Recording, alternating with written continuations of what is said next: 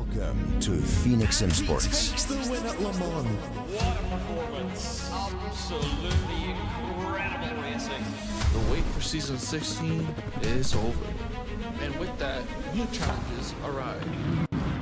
Where the round the paddock is for champion is looking to be Alpine. It's another race win here for Ballicator. Ryan Ward is making a heroic comeback after having a very difficult start. Season 16 is here.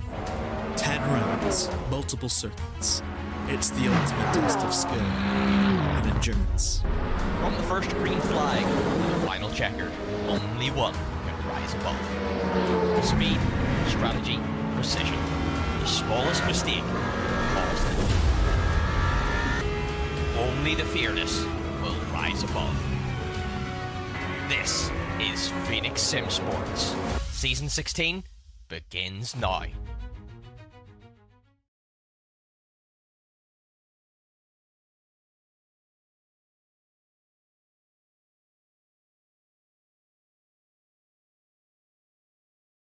Hello everyone, and a grand welcome to the Phoenix Sim Sport Le Mans series. Again, starting through what is going to be the final 3 rounds of the championship. It is going to kick off here as a grand return for the first time in quite a while. It is Silverstone that's going to host for round 7, which makes for its debut here at the Le Mans Ultimate platform. The circuit itself has been a bit of a mainstay over in the European endurance side of things, and often regarded as one of the international capitals of the motorsport world, first hosting motor racing events for F1 back over in 1950 in the initial season, and it has seen its prominence in endurance racing.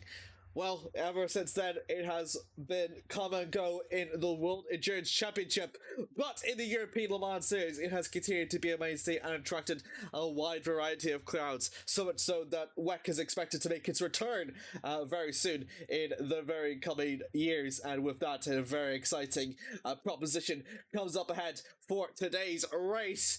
So again, round 7, so we've already gone for about 6 of the races: Bahrain, Interlagos, Spa, Sebring, Imola, and Fuji Classic.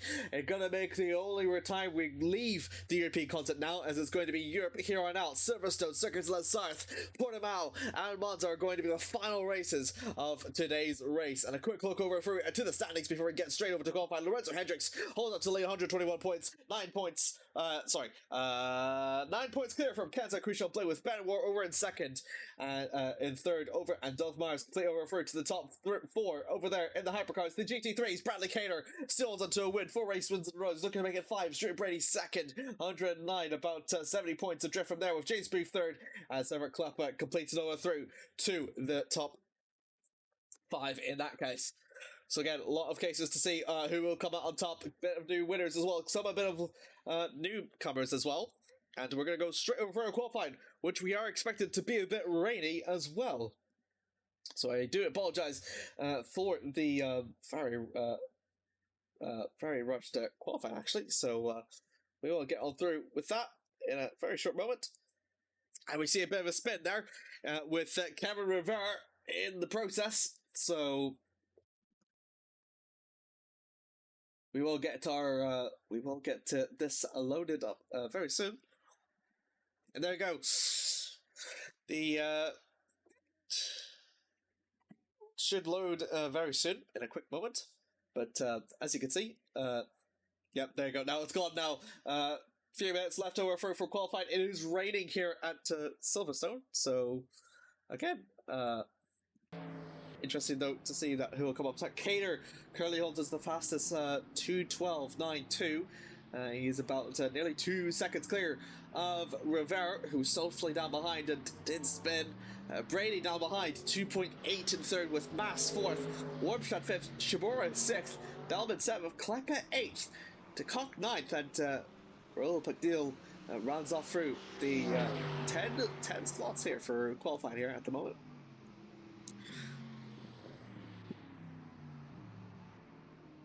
So again, very determined to see who will come out through on top. That was someone going slow somewhere, but we only do have about 10 in the GT3s at the moment, which is often pretty interesting. Karen Rivera on the exit out of Stowe. Going over through to the national straight tiers of the BMW. The Puerto Rican doing really well. As it stands, it's been about nearly 2 seconds off, but still 9/10 clear from Stuart Brady, which is still very good if you consider from the Puerto Rican. In fact, I think that he has yet to score on the. He has yet to win a race so far, but his best finish has come up with 2 consecutive P2s in round 2 and round 3. And ever since then, I think he sort of struggled a little bit more. A 4th and the 3rd and the 7th. And of course, he is also not eligible for points as well with the manufacturer change I believe he's had off the season. So there's that though for you to keep in mind. Brady off for the Mercedes is going to make it through a Mercedes 1-3 out from on exit. Down over to the straight. Brian Masters is expected to exit through the pits now. And again, 2:12, the fastest time. 2:14, 2:15, 2:16, 2:17. In fact, to go all the way back over to Shibora, Bellman, and Klepper are the only ones that managed to be within around the same time frame as each other. In fact, Wormstrad, a 10th off from Shibora, who's 900ths off from Bellman, who's 2/10ths off from Klepper, who he in turn is about a second off. 16 minutes left to go. Cater's into the pit, so he thinks it's a true and done deal. Look away now with Rivera.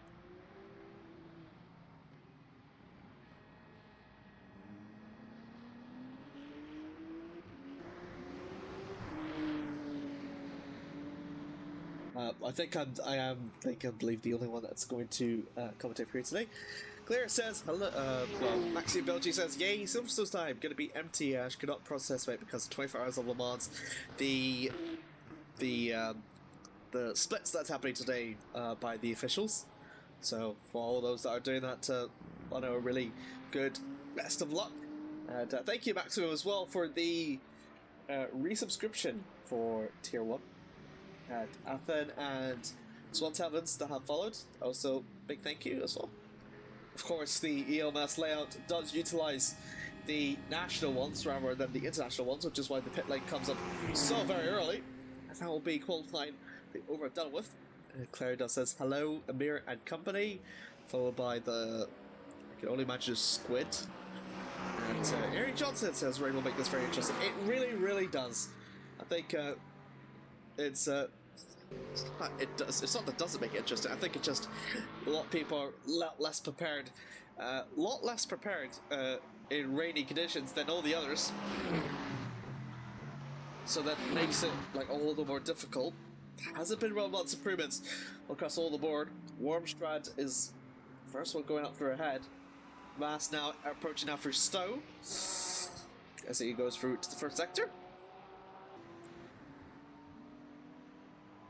Yeah, no, very difficult track there up ahead. And now approaching over through to Beckett's.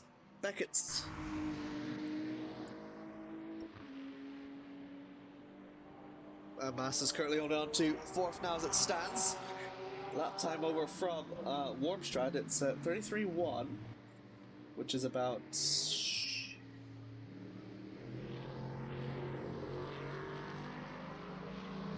You not hear me? Am I okay?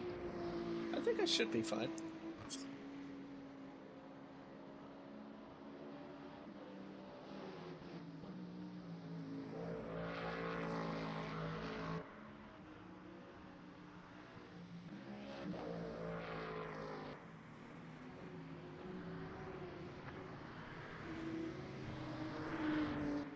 I will bring that through.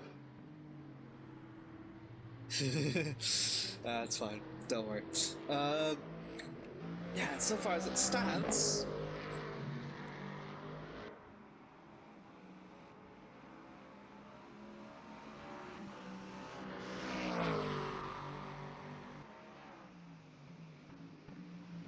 I just give me a quick moment. I think I can allow myself to turn myself up just a little bit so I can get myself a little more better. Ooh, and a spin from Emmerich as he enters into the pits in amateur style. No improvements though from all across the board, I believe. Ryan Mass, one of the last ones to go to headed through it. That was Shabora that has entered into the pits now. Mass has improved to the second sector. Through the final corner, he will go. Is there any more improvements left for himself? He is a bit too late onto the party to make it stick, so it will only be fourth the best for Mass.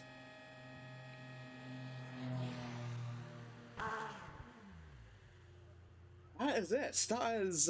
That's qualifying, which is good, interesting. So, what can I say? Big congratulations to Kaner that has managed to, well, no more improvements anymore than on the first ones. 2:12.9 is a very hard one through to beat, and Rivera 1.8 seconds off from that fastest lap. Brady down behind 2.8 seconds overall relative, about 1 second off from Rivera. Don't think I could do the mid-race results yet, so we'll wait for that to stand, but very good. Very good. Yeah, okay, everything has been checked out, which is all very good. So that means that we can wait for...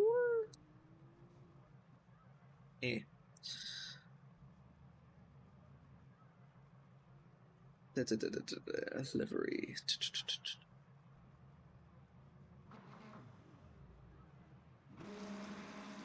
Alright, I can hear the sounds of the hypercars, which means that it is going to be hypercar time. Andrew Taggart is going to make his, well, effectively is his home race. Don't tell him I said that, but it is effectively. And he'll be the one to lead off the hypercar field to start us off. Did have some experience before. Let's say rev up for the engines. Again, first time in ages we have not been here at Silverstone. It's the first time in, certainly I have been commentating, that we're making a return here to Silverstone. There's always that excitement that you can probably imagine amongst the drivers here on racing a new track as that, with about 30 seconds left to go. So Kader again, another good pole position. He's going to try and make it 5 in a row. A feat he has not done since last season. But the attention now goes over to the hypercars. Tyrant's going to the assault. Luis Hendricks, Cheeky, Sedlar, Harp, a newcomer, George Cougar, Ben Wart, Dolph Myers, and Ryan Wart. 10 each in their respective classes. The 10 minutes is ticking out, and they're going to get off on the way. Again, with the variety of driving aids at hand, it's again, it's really preference for how you really want to tackle it. Of course, wet weathers do require just a very different skill of driving than in the dries. Of course, being a new track means that, again, it's just a really great unknown. Although, unless if your name's Taggart, then yeah, it has got itself, honestly, just quite a bit easy for himself. And Andrew and Benito both weaving in left, right, and center, trying to warm up the tires as much as they possibly can. His Taggart goes a bit too wide, and into the gravel he will go, and loses his leading privileges over to Luis, Hendricks, and Cheeky. So they're going to be the ones to start us off fourth. The newcomer for Cogger is still in the pits, so we'll see how that'll be. Again, Ryan Award, last one out front track.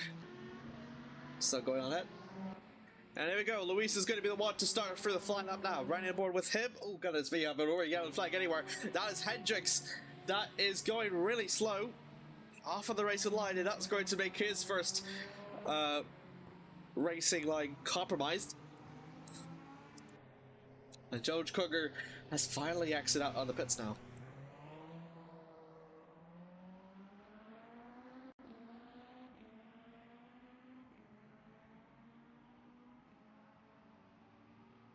Except for the pits. Oh, and Ryan Ward goes for a spin. And that's unfortunate there. Kenzo has also gone off as well. And it's already getting pandemonium here in the early stages of qualifying. Luis exits out now for the final corner. He's going to be the first one to set a lap time. What will his lap be? Out for the final corner, heading out from Woodco. Gilligan across the line. And it's invalidated. Hasn't been validated just yet. Robington has gone out for an out lap. And Hendricks will as well. So I think everyone has not actually set a current lap yet as it stands. And Kenzo as well. There's Ryan.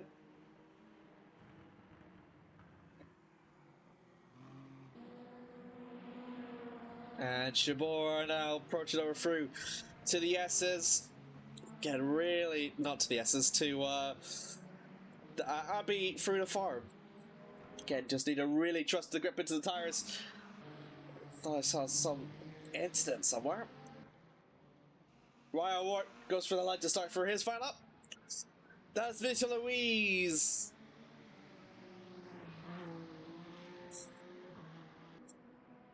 Through the national straight he will go for the second sector. Ah, I see. Okay, I now see how the track goes now. They just utilize the national straights, but the timing is still the same as the original ones. No, I'm still using for the national ones as the timer ones. 93. I'll be Kenzo approaching over through to Club. It is very interesting. You can say there's a bit of a battle here between Cheeky and I think that is Harp. It is Harp and Cheeky going in. Harp down to the inside through to the loop, catching over now for entry and too much curb, and that is a lot for Cheeky to go off. He'll rejoin, still behind Harp. Okay, we're expecting Benito Luis now exit out through the final corner up to Woodcote now. And I haven't gone wrong this time now. And Shirley is going to set on a first lap indeed. And it is a first lap 2:04, which is very good.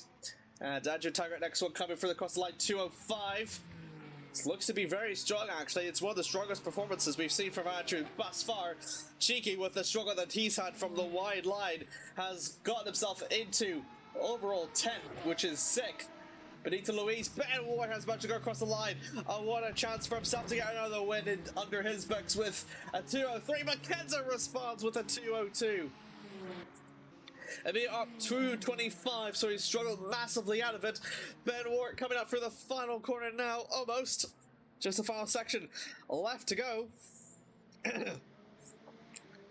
Through the Brooklands, around through Luffield, through the final corner, flat out coming through Woodco. With enough grip into the tyres, is it a chance to push himself up high? 2:06. And Andrew Tiger is faster than him in the first stages.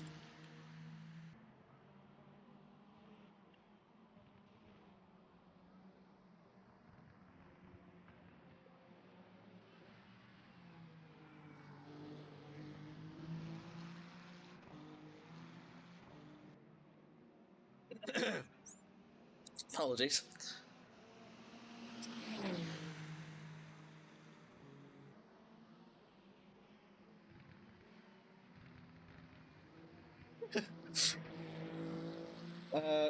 Excuse me. 4 minutes left over to go. Well, time for on the clock now. And a chance for anyone to get in here. Kenzo, currently fastest man on course.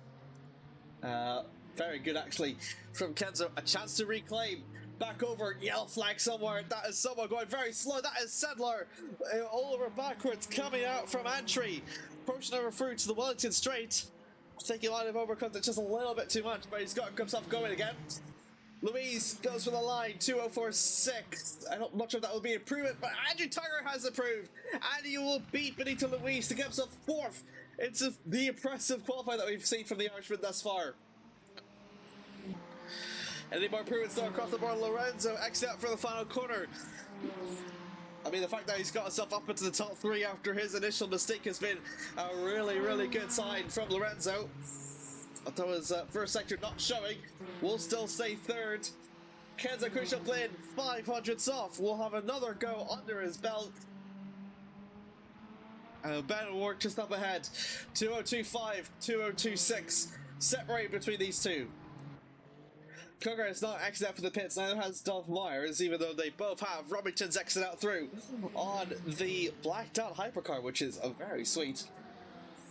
Someone did improve. I believe that might have been Cheeky. Cheeky has improved, I think. He did improve. He got himself up in the 5th. Ryan O'Rourke going across the line 7th. 2 minutes and a half left to go on the clock. No yellow flags just at the minute, so everyone seems to be a bit more acclimatized over to the track situation. Jabor, again, a little bit of a tank slapper over for exit. Way too early on the accelerator. Need to be very, very careful. Through over Whitcoat now, with a very good inside line. Any more improvements for himself? Purple on the final one. Is that Andrew Taggart on P4? Yes, it is. And getting feisty out there. Absolutely, really is getting feisty up in here. The goal now is to determine where he will be able to set himself up in the line.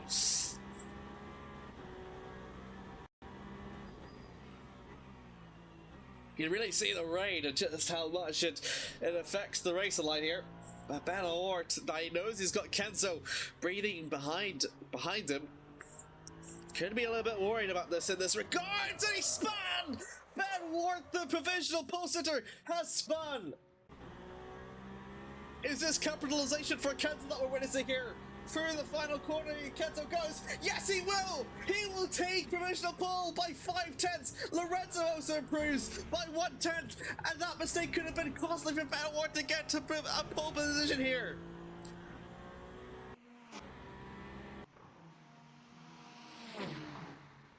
And drastic, he will not improve any more further. 3rd is the only best that Ben can do. Andrew Taggart coming over through to the 2nd sector. We're going over through the veil of the chicane. Swinging over down to the final corner for Club upcoming. He was just exiting out through the hangar straight indeed. And again, really strong qualify we're seeing here from Andrew. He's going sideways, but still doing really, really well. 35.6, 29.3, so a 2nd sector faster than Ben, but still quite slow. Is Mav Lance-Stroh undercover? Possibly.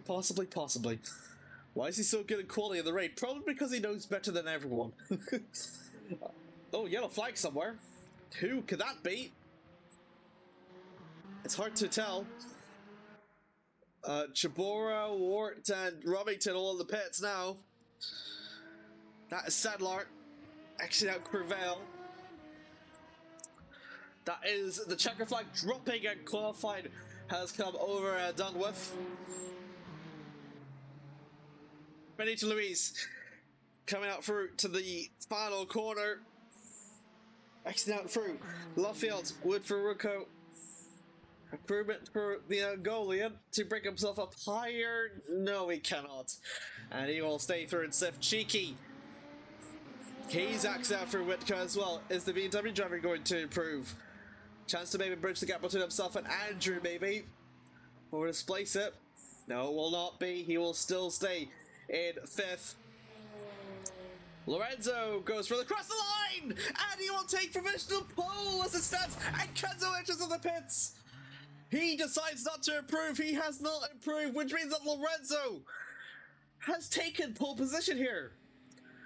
And Andrew Tucker has got across the line, but it'll only be a 2:03.9. Jamil Lopez also go for the line 2:05.6, and Sedlar enters into the pits with the 11th car hypercar field. Is Lorenzo Hendricks that takes a very, very strong qualified here, and a chance to record his first win, so it's all the way back in race 2. Great race, I must say, and a very fantastic one at that.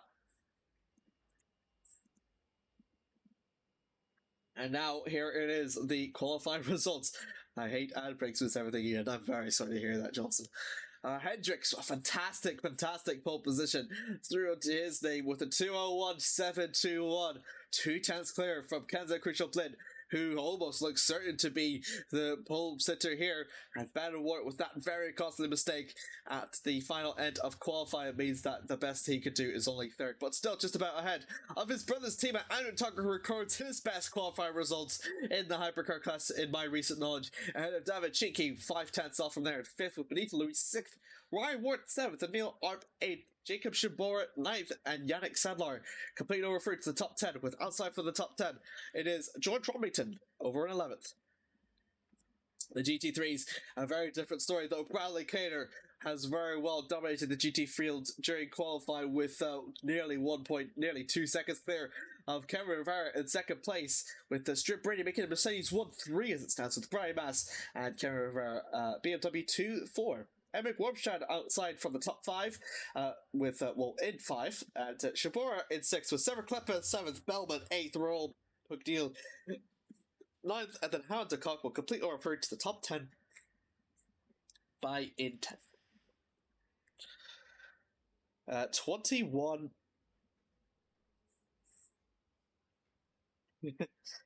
I will have a keep a look at that. So, yep. Do let me know how the stream quality is as well. And if there's any issues, do let me know, and I will do my best to keep an eye on it.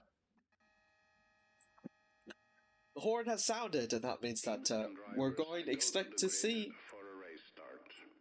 So we're expecting over through to today's race.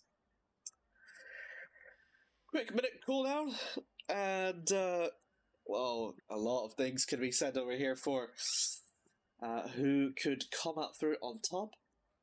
Again, like anyone's guesses, 60 minutes left on the clock, and Lorenzo expect to be the man to start through onto the field.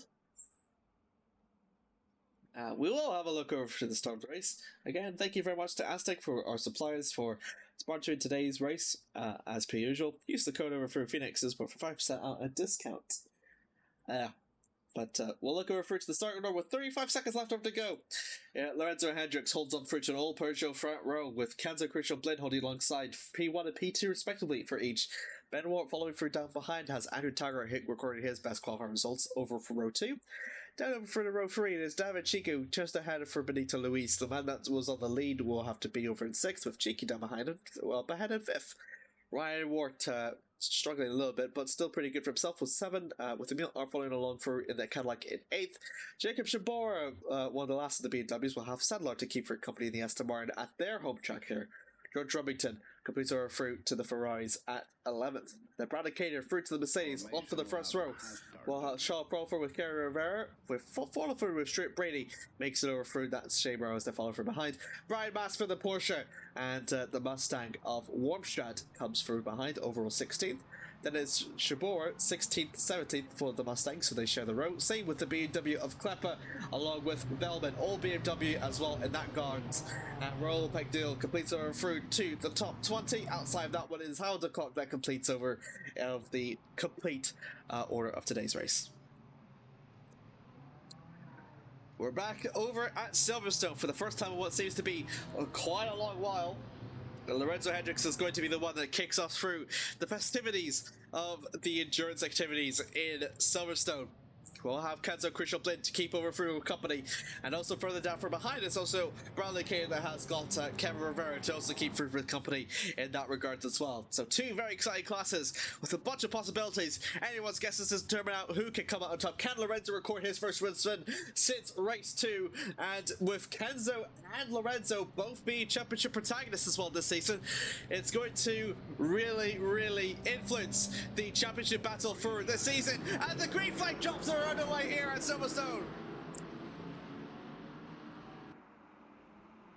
Good start actually from Lorenzo. Kenzo's got no choice but to follow from behind. Same with Ben Work. Shibora just dumps up ahead. And Andrew Tiger jumps out a couple of places down over 3 to 6. And look at this, Kenzo already on the offensive now. But Lorenzo still manages to hold it off through. They'll be the ones leading over through to the yeses of Maggots and Beckett's. coming out through to Chapel now. And it's still going to hold on to a very good lead. Andrew Tiger has dropped off so many positions now, going all the way from 4th all the way down to 8th now. It's just a series of corners, and the way it seems to be as it stands, he seems to be really, really struggling.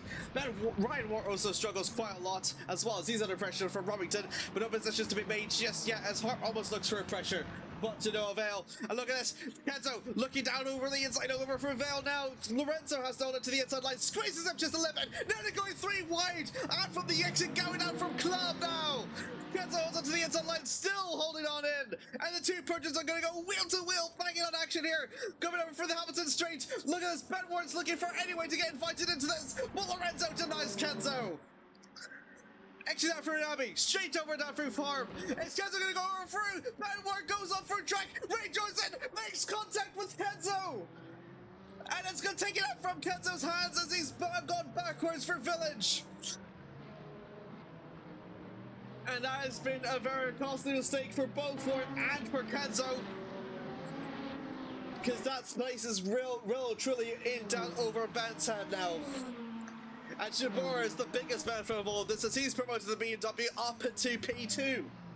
And Lorenzo Hendricks is also 1.7 seconds clear from that incident as well. For the battle high, that was Sadler making the move onto Benito Luis to get himself up into 5th. As we look further down behind, it is Bradley Kaner that holds on for the lead. And look at this, down to the ball behind, that's a bit wide over from Brady. He's going to allow for Warmshot, who started in 5th, to make a move. Is he going to try and make a move? No, he cannot. What a bit of a wiggle out from an exit. It was going to allow for Brian Mass to make the move down on the inside for Woodcote. And it's going to go side by side onto the endurance straight, as it's going to complete the first lap of this race. Down onto the inside now, and a very good move from the Porsche to get himself up into the top 5 as it stands. No retirements yet thus far. Andrew Tyrrell still struggling quite a bit. We did see Shibora and Ben Ward to red for a little bit, so they're going to be in a bit of a battle themselves. As Karen Rivera with Brady also for company. Brady holds onto a very good line on the exit from Chapel, and will use for the slipstream indeed to the Mercedes' advantage.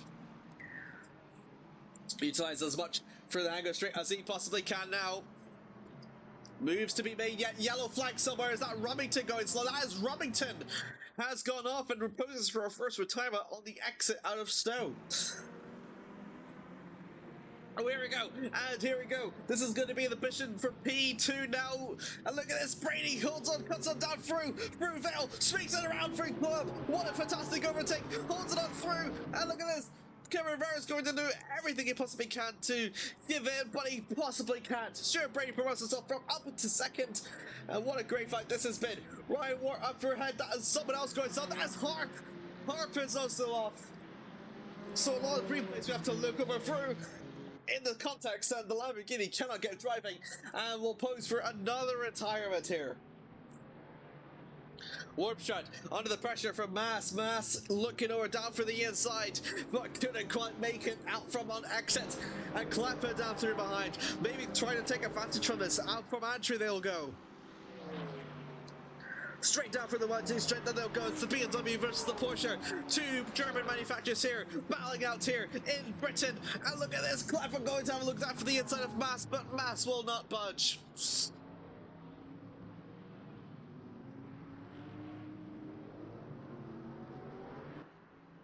And here we go now. Time and screens over to your left-hand side. The top 5 for the hypercars, the top 5 for the GT3s. Gap between the leader as it stands. Currently, both leaders are seeming to run away with it. 2.7 seconds gap between Lorenzo and Ben, and over Bradley's 2.1 seconds in the GT3s. So they're both really pulling away with it. Mass almost looks out for the inside, and that's given Warp Shot way too off of going for back, because he's managed to save it fantastically, and Klepper has seen an advantage and able to capitalize it. Brian Mass has dropped it off way too opportunistic, and unfortunately has to let go of the gas pedal, but too much that Klepper has got himself up into 5th.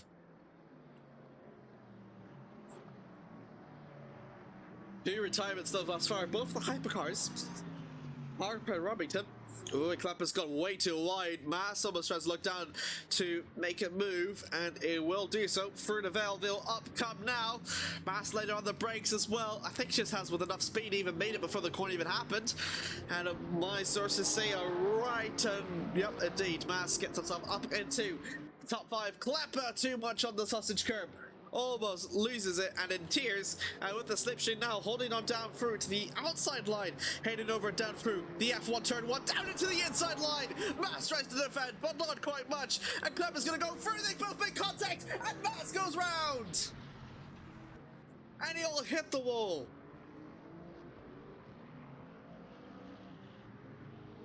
Spins around, but he will continue to run. That's someone else in the background also going very off. Ooh, a bit much onto the grass. Come on, you'll be okay, Mass, don't worry. A little bit of damage, but a lot of things can happen. Row has also gone off as well. That's the same one as well. Ooh, and a bit much onto the grass as well. Has managed to recover for now.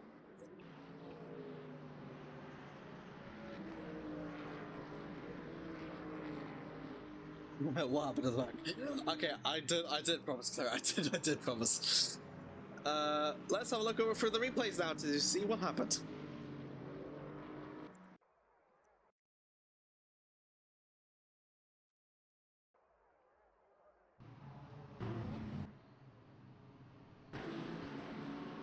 The GT3s. So this is what happened for the GT3s.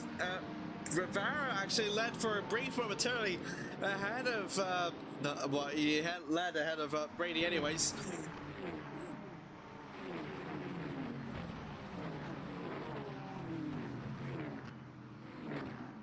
Question I have though is between Bellman and Rule, because they're the ones that dropped off back so much in the process.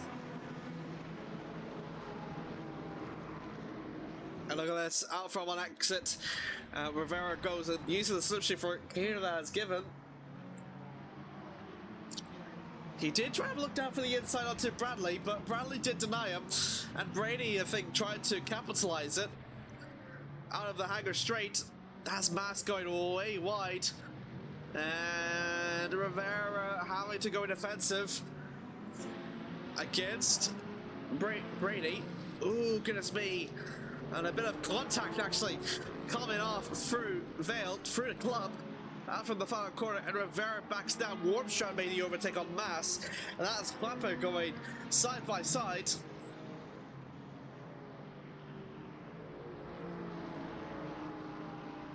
Oh goodness me, that's so close. Such close action that we're witnessing here at Silverstone. Looks down to the inside, couldn't quite make it. It's just a matter of the fact of the defending as well. That's Belden. And that's Raul. So, yeah, they all seem to be doing quite just fine. Like, there's nothing much that I can, well, honestly to God, really see.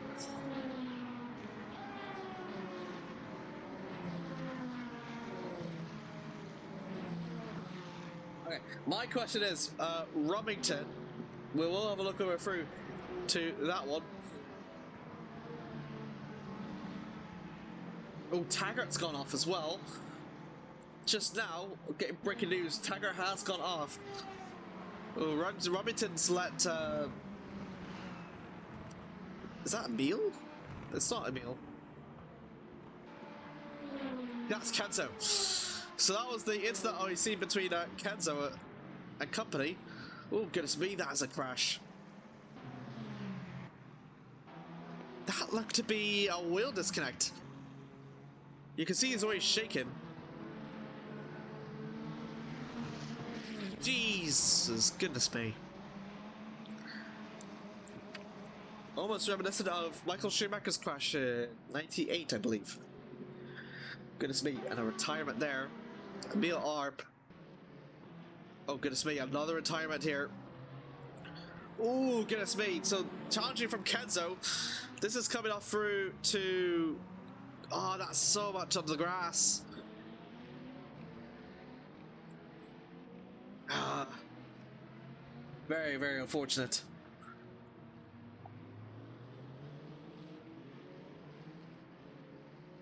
Andrew Tiger has gone off, though. Oh, dear. For the man that started in P4, he's very struggling quite a lot.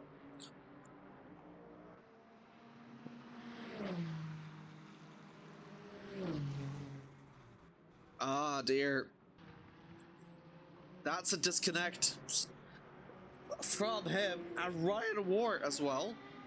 So both teammates are not doing well.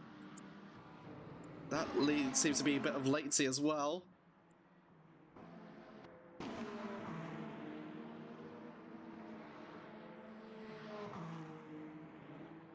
He stopped?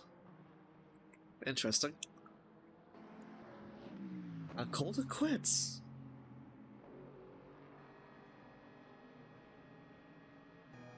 Varimas comes into the pits now. So it's been been pretty hectic with him. His fight with Klepper has ended with him mainly in the pits now. Rivera, Warmstrand, and a battle we did see. Missed a battle between Brady and Rivera. We will come back to that actually. What's happened to Cater?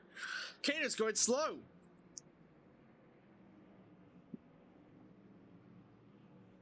.316 compared to 31.3. Helping his teammate. I'm not quite sure. Warmshot is in the midst of a BMW sandwich between Rivera and Klepper now. Oh my goodness me, that was really, really wide. Coming over through to the Sir Lewis Hamilton straight. And Klepper's going to take advantage for this, heading over to the F1 turn 1. 3-2.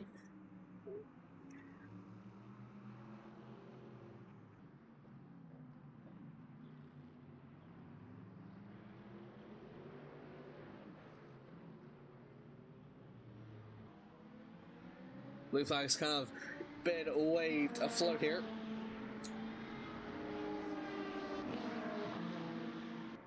Very shame we had already 4 hypercar retirements, but no GT3 ones. Oh, goodness me, goodness me, goodness me, goodness me, goodness me.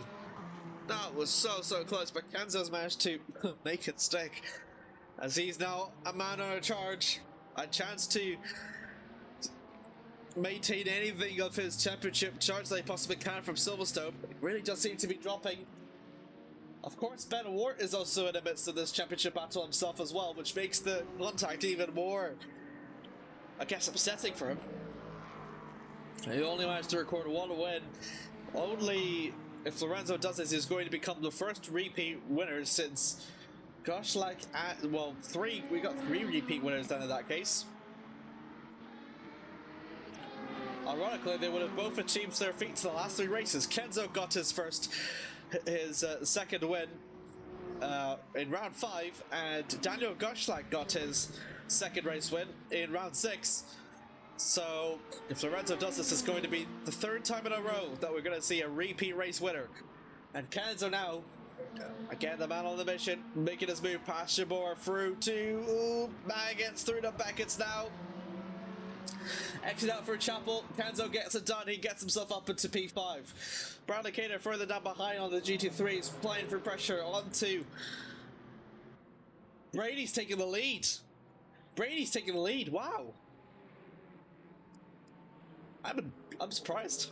Okay, I need to look at the replay for what's happened between these two because I'm very surprised.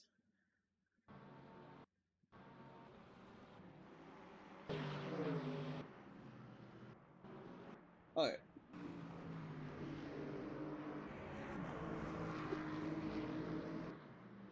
We did lose this battle between...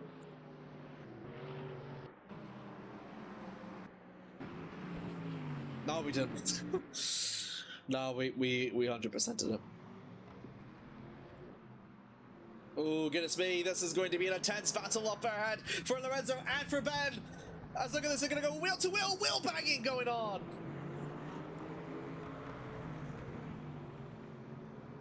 Ooh, Lorenzo almost shutting the door for Lovefield. Axe out for Whitco. It's all kicking off here between the battles between Cater and Brady. But it is Lorenzo that leads. Ben seems to be putting on a really stormer of a lap, so it's 153. Of course, even though he wasn't in control of the car, and definitely was not intentional, probably will risk getting some sort of a penalty. As here we go, the team leaders now coming over and making a collision now. Lorenzo almost looking to move it through. Right the way through. Has it compromised Lorenzo too much? Ben on the grass.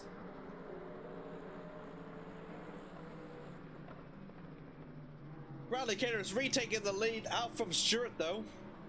Stewart actually seems to be faster than Bradley though.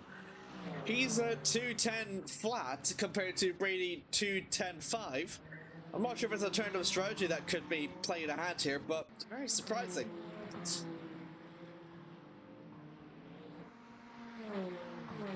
Further back behind, that is Yannick and Jacob. Out through Vale, that is Luis as well, joined in with this three-car fight, and the Aston Martin doing very well here in their home ground. Also, the Aston Martin F1 headquarters are about a few miles away from Silverstone as well. With state-of-the-art facilities like that, yeah, absolutely indeed. As that was Rivera and the pressure with Wormstrand, and that's Klepper down behind, going side by side through the loop. They'll go. Very, very close battle between the Mustang and the BMW. A chance to push himself to higher up ahead. Blue flag that the yellow cars are indeed warning up ahead. Yannick makes the move. Very simple. Jakob is actually bomb drafting him. Going over first to the final sector, and they both make a little bit of contact. Klepper makes the move on Wormstrand. He gets himself up into P4. Yannick defending still. Benito lost in the traffic, 1 second off from behind. Lorenzo now under pressure from Ben, going over through to Beckett, exiting out through Chapel. Not utilising much of the slipstream though, Ben is. Going over through the Hangar Street, down over through the Stowe, swings around for the outside, he's off the racing line, Ben is going to try and capitalise it, and he'll take the on-track lead as Mass goes a bit off. Lorenzo fighting back as much as he possibly can with that airy judgment now, side by side, going over through Vale. And a big commitment from Lorenzo means that he still holds on to the lead. Almost ended in tears for him.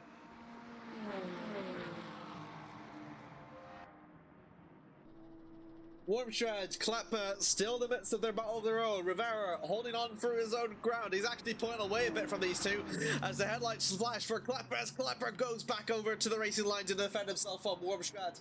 Very close to the edge, but still great racing nonetheless. Sedlar up ahead, trying to defend himself from Shabora. Shabora goes a bit wide, and Benito Luis pounces, gets himself up in a 6. And look at this, Sedlar still tries to defend. Shabora goes off. Shabora goes off. Shabora goes off. And he's lost off big time. He's dropped himself off to down to 7th. Benito Luis hoping to make 2 overtakes in the matter of 1 sector now. Going over through to the final corner before the Wellington Straight. Out from entry.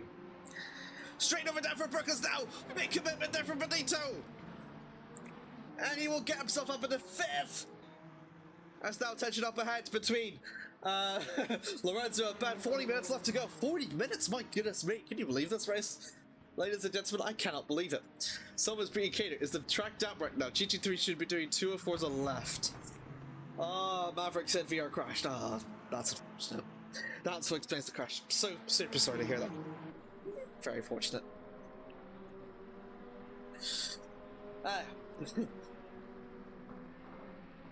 Down on to the final, not final quarter. One of the final quarters.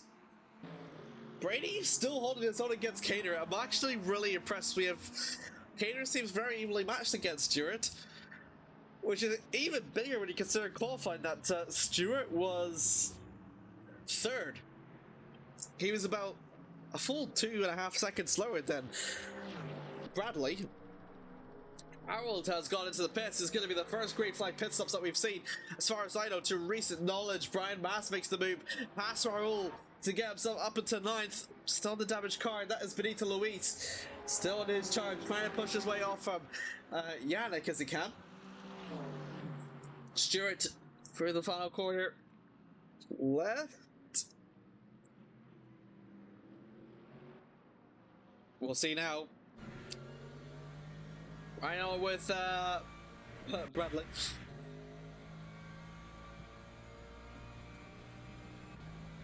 Oh, yellow flag somewhere. Who could that be? Thought I saw someone off, but I'm not quite sure. Green flag pit stop though. Is applying over through. Oh goodness me, that's so close by Amrak to push the Mustang up higher. Cameron seems to be. Oh my goodness me. Very, very late defense there from Clapper. Quite close. Quite close. But still. Here we go. A move down onto the inside now. TG3 should do 204s or less. It could still be damp. It could honestly still be damp. It's very hard to tell. If it is damp, it really does make sense. So that makes Brady's drive even more impressive though, because he clearly struggled in the wets, but yeah, he's somehow find his own element. Yeah, the track is probably the track is still raining.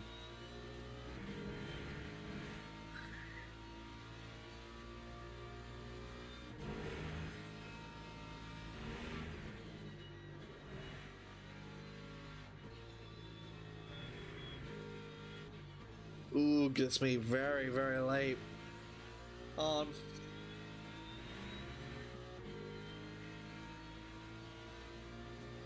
Brady still ahead. Brady still ahead of Bradley, of Cater. And look at this down for the inside. Warmstone will go against Clapper. And a good move indeed. Very good move actually. By Warmstone. Proper commitment to push himself up into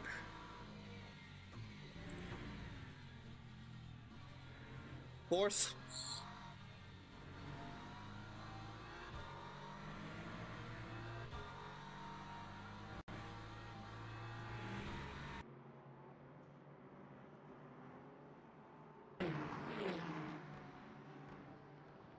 Page of lead? Cheeky's the leader? What's happened? Cheeky is now the leader. Oh my goodness me, I did not catch that. Let's have a look for the replay.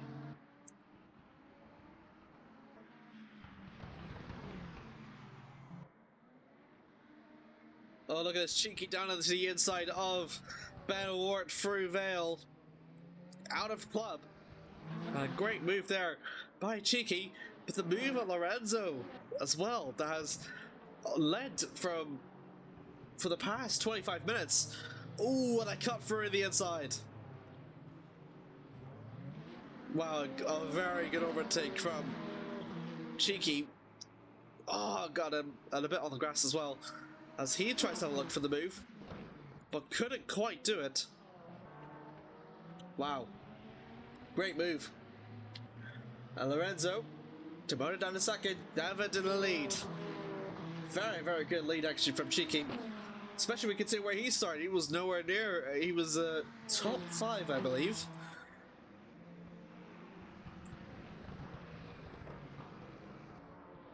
Six actually. Lorenzo, Ben placed higher. Andrew placed higher. Oh goodness me.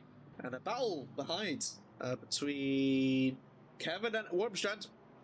Approaching over now through to the final sector now. Oh my goodness me, what a great overtake that is. Oh, and it's still going to go side by side. Not quite committed just yet. But Rivera definitely going to give Wormstrand a bit of a run for his money. Ooh, and a little bit on the sausage curb means that Rivera is unbalanced. Is he have to do the same? He has got no choice but to go a little bit wide, but still not enough to hold off on Warpshot. In fact, Clapper is able to benefit from this as well as he promotes himself up in the fourth. And it'll be Warpstrike, Clapper, and Rivera that hold on to P3 for the longest out of anyone in this trio. Has now dropped 2 places in the series of 2 corners.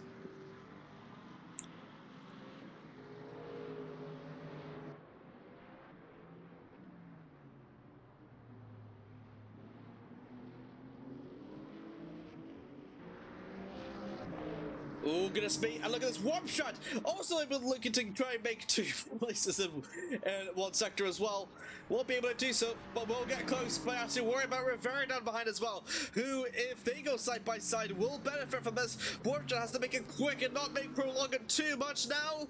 Side by side, round through Brooklyn they'll go. Ooh, very, very close. Out from entry now. Close, shuts the door now. Raul is entered into the pits now. Woodcoat out for the final corner, and 33 minutes left to go.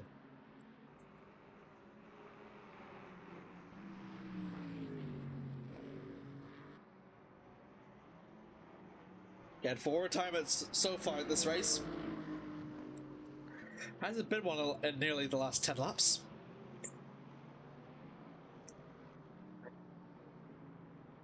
Ooh, and that is really close there by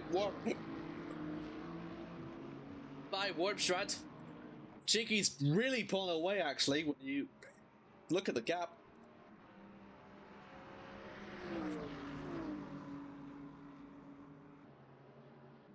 He's really pulling away. 7 seconds! There's contact a bit between Klepper and Warpstrad. They're all coming. Ooh, it tries to have a look down for a switch back Warpstrad, but Klepper says no. Klepper, early on the gas. Out for a club. Down for the Hamilton straight.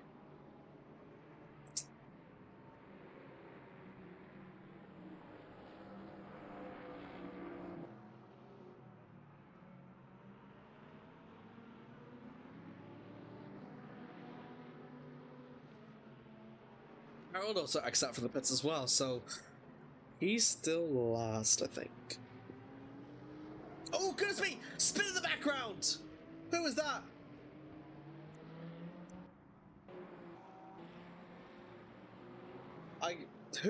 Who was that? I don't know who that was.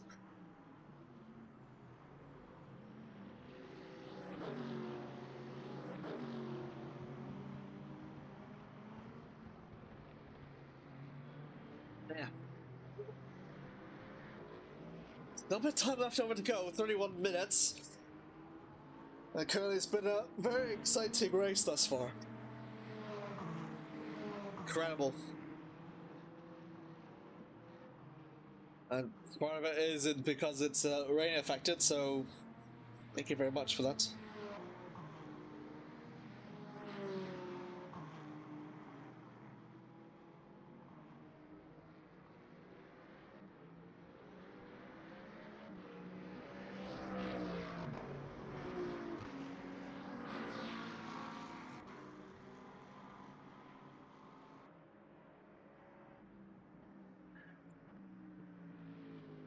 Oh, Bradley has not slowed down. Oh my goodness me, it's going to be very close there between Warpshot and Klepper. And slap traffic again involved. That has been Ward trying his way to navigate through and got 2 cars ahead of him. He has to cut on through, but this is going to impact Warpshot's defense on Klepper. We'll have to see as they both go for Vale. Rivera's nowhere to be seen, 2.6 seconds off behind, so these two are going to go side by side. And Warpshot comes off War Pacific. Klepper promotes himself up into the podium. And the first time ever Klepper tries to do it. Woo, down into the inside, and Klepper has gone way too wide out from the first 2 corners. And manages to rejoin safely, and still keeps the fight with Wormstrand up ahead.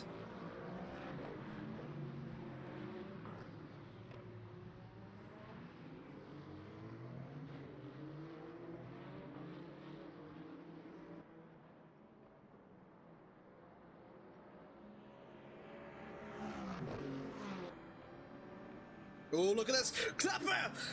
Great commitment over down for the final sector. And Warmstrut tries to have a look over through, but makes contact with Kenzo.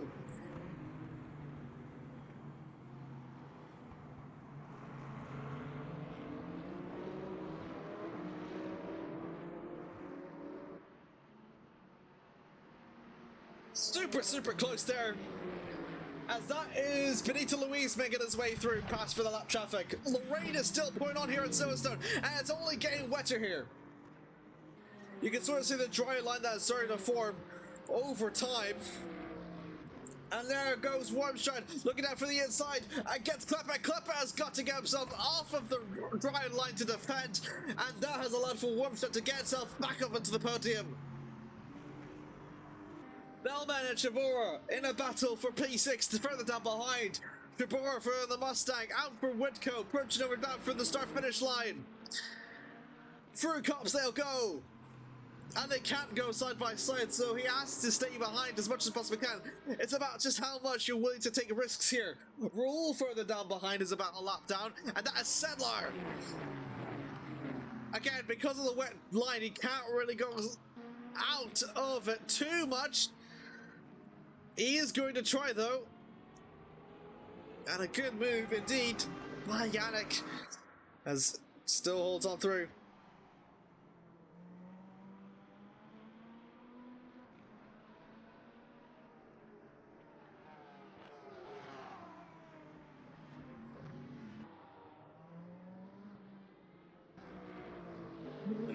What's this now? Clapper looking out for the outside line! So opportunistic, not don't think it was going to work. The loop up coming next, and he's going to have a look down through the outside, swings down for the inside, hoping to get enough speed coming to Anchi, but a bit of a wiggle exit means that it might be compromised, that strategy. Bradley now back onto the pressure with Stewart up ahead. He's gone a bit wide out through Brooklands. As that is Benito heading into the pits.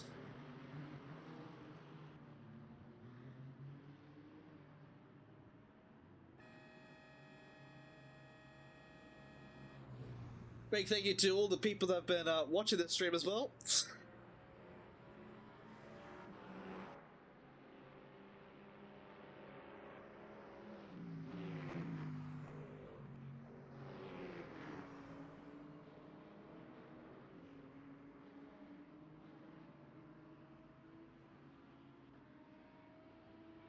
We'll see where he'll X out soon. Brian Mass also into the pits.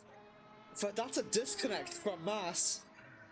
And that will be our first ever GT3 retirement. 4 retirements. That's far. Andrew Taggart's not listening in the pit, so I don't know why. Piki is slowly being caught up to Lorenzo, a little bit behind. But Ben also having to worry about him as well. The Hamilton straight, they will all go.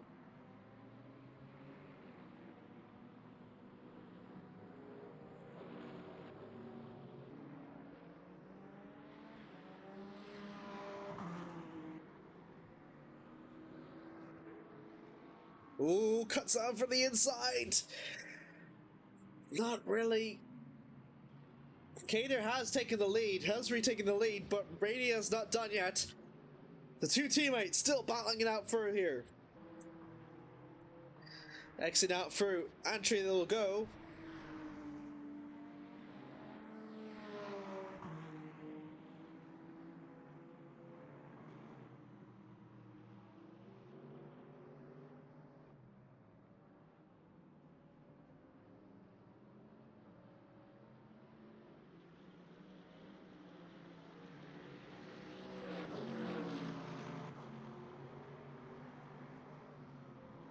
Bradley seems to be pulling it away now, I think. 62-1, 62-3 final sector times.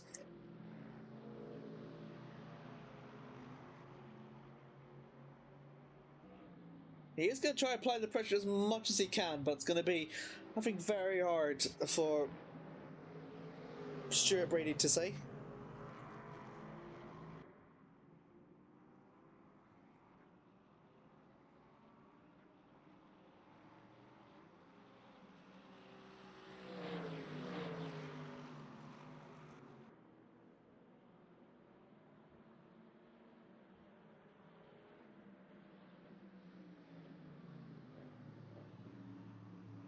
And it's now starting to quieten down a little bit more here as the race has gone on.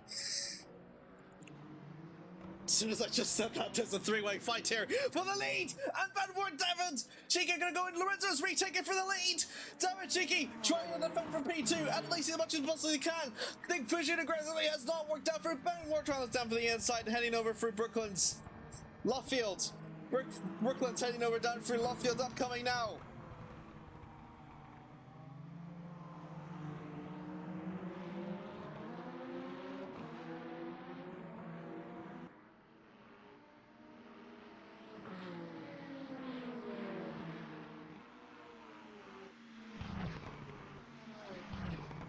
But Lorenzo has retaken the lead, so Lorenzo and Bradley have both retaken their leads in their respective classes by some extreme measure, and Cheeky is now under pressure from Wart now.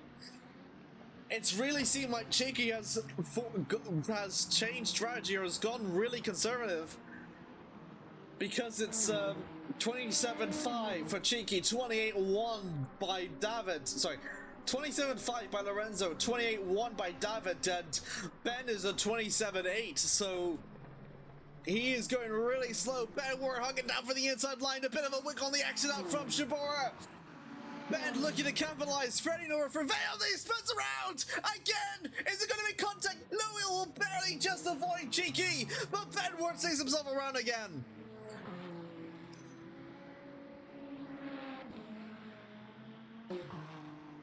And it's the second time that we've seen Wart spun around, and it nearly costed another driver this time round, as Kevin Rivera has basically up in the third as Brady and Cater both decide to pit with 22 minutes left to go on the clock.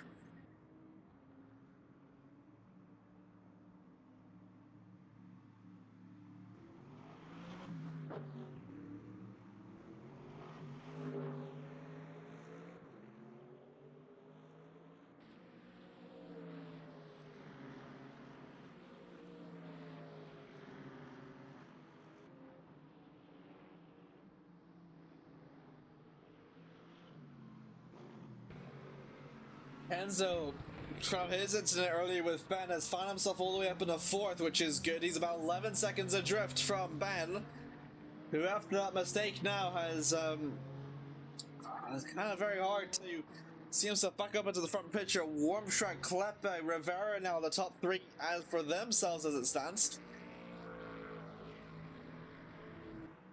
The rain is getting really bad now. I can definitely see that. You can really see it as the track is getting much darker as the race is progressing. The dry line that we used to see is now no longer there, and I think Ben Wart's struggle from that has really been the case that the weather has indeed gotten worse. So you're like my meteorologist in some ways, Claire.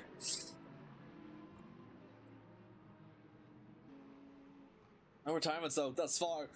How the clock out for the final quarter. Still holding on through.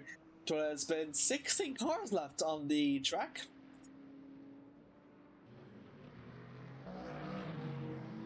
Lorenzo his way through. That's Shibora down behind. Paul Shibora that has gone off a bit off.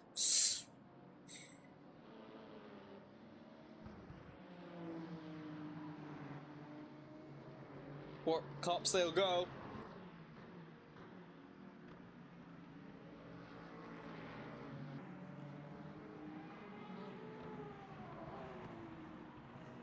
Oh my goodness me! That was an attack there by Cheeky and Wart going side by side! Approaching over to the loop now! Coming over there for entry! Cheeky trying to look away to make a cut down for the inside! Is it going to work? No, it won't cut! Not make it! And Ben Wart has retaken P2! Where is the space that Wart has found after the incident he's had earlier? Cheeky trying his best to get himself back over to P2, but it's not gonna quite work out yet. Out from Brooklyn's through to Luffield. Out an exit coming over for Woodco, and Ben Wart seems to be completely unrivaled in these conditions. Where has he found this pace? I turned my eyes for 1 second, I thought there's no way he can regain a position, and then looked back and he's regained a position. Ooh, a bit wide. Cheeky's gone wide as well. Both need to be very careful for our track limits here.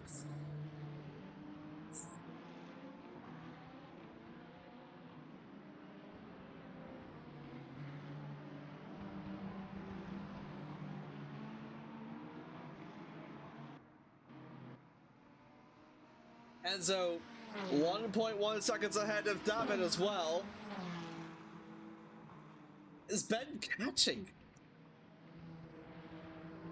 I mean, Kenzo was about 2 seconds off from David, and also from... It's very possible Kenzo can really rescue his race and get back maybe at least P2, maybe, for the way that his race has been going on. He's done a 152 his best compared to Cheeky up ahead is a 149, and Ben has done a 152.9 as well. It's just a matter of pace, really. It really is just a matter of pace. Well, look at this, bar for the pressure now. Abby, upcoming next, through this corner, upcoming here, near 90 degrees, all for the right hand of Village. Straight over through to the loop, Kenzo goes on through, switches right back on through, gonna go side by side, heading over for entry, and he will have the drawing inside line, out of the exit, and Kenzo is back on the podium spot. Diggy trying his best to reclaim back P3. If he can do so, side by side, actually going over here through Brooklyn's Hill go. And still very close action here as they both back wheels straight over down for a left field. They'll go. Kenzo still holds the inside line. Definitely the superior line to take, and he'll do it, and he'll take P3, and that is cemented for him. Jakey, way too off of the racing line, has gone off a bit of a wiggle and has dropped himself out of the podium spots. But you have to admit that was a really good fighting though from David that he's done throughout the entire race. Benito Luis, in the midst of his battle with Jacob Shabor for P5, has got to navigate past Bellman for this traffic up ahead. Out for entry, they'll go in a little bit of a wiggle, but still kept it on through in full swing. 17 minutes left to go here of this race. A lot of people still may have yet to pit, but again, on the wets, you can no stop.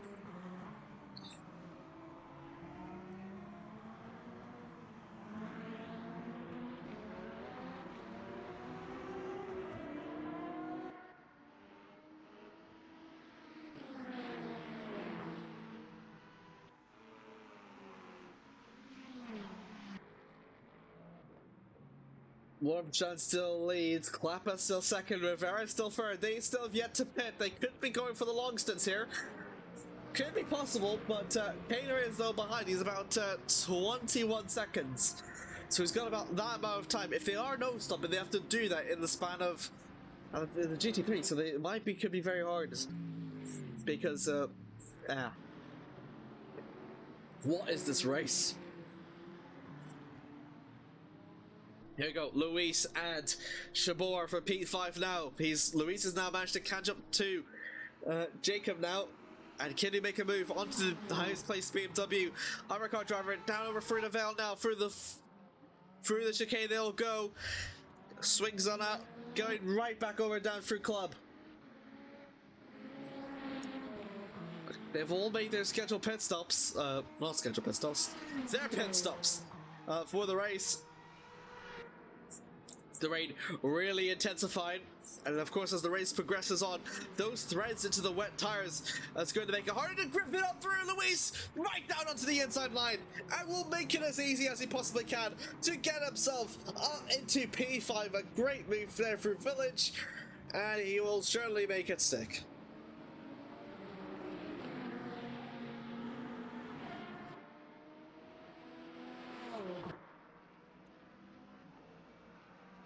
Rivera and Kaner, from this battle that we were witnessing here, we said that Kaner needed to gain a certain amount of time compared to the leaders. Ooh, and Rivera almost nearly didn't seem committed to the racing line, has caused a bit of a commotion between himself and Kenzo, and Kaner has allowed the chance to have it wide open almost. Rivera still on the fence, still not far back enough. That could have ended in heartbreak though. Kenzo, my goodness me, that was so close to end in heartbreak with that GT3 hypercar miscommunication going on, as Rivera did not seem much committed onto it, as he immediately goes defensive, hugs into the inside line, as he's actually going to let him through, and Bradley will happily take P3. Bit of a drift also for a good show out for Abbey and Farm. Lot of time left to go still. 14 minutes.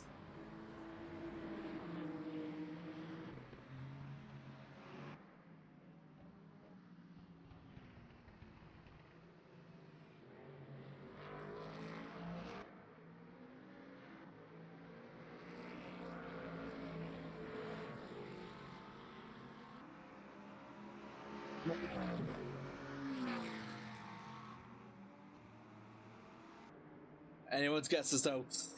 To see, I mean, like, it doesn't really open the door wide open for who could win, you know?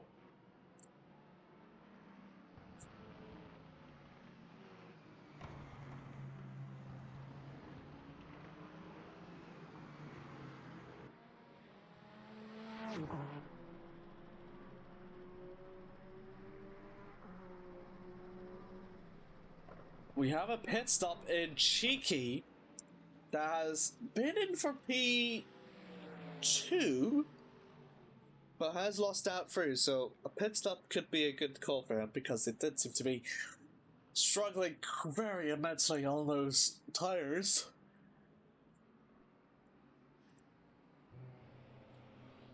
We can also look over for the virtual energy remaining as well. 15, 15, 14, 28, 21, 20, 68. Well, it's not actually 16. But, and the tires as well. They're all wet, let's be honest. Oh, wow. A color code, thank you. And Cheeky exits out through on the... loses out to Yannick, actually. And we'll have traffic ahead, so... a little bit problematic! And they both make contact over through. Out, going, trying to make the overtake over through to the Mustang now. As the Mustang feels almost squeezed.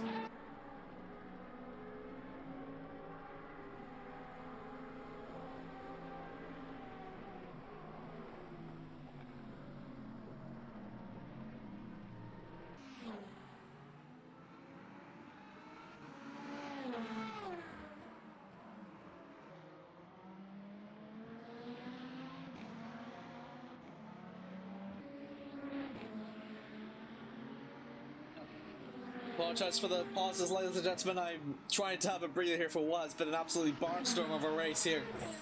Bradley Cater has actually gotten so much, regained so much time, and it's still about just shy of 12 seconds. If he's about a second quicker a lap, then if Wormshine and Flapper both decide not to pit, then there is a possibility Cater could win.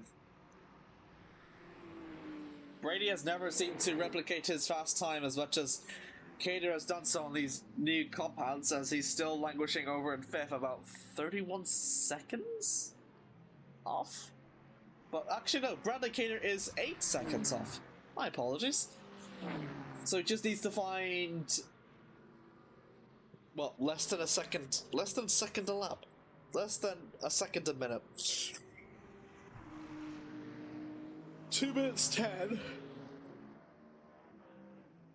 It could honestly be doable, because there's Clapper, and Wormstrad is, the gap is slightly reducing, so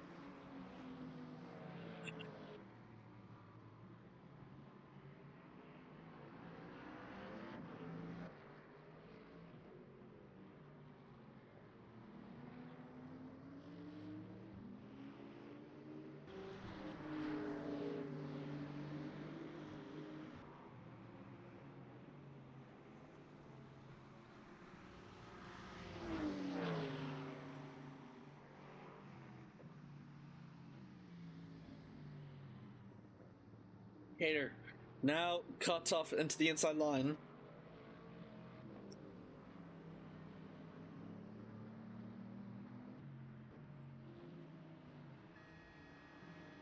Oh, and another pit horn. That is Wormstrad heading into the pits.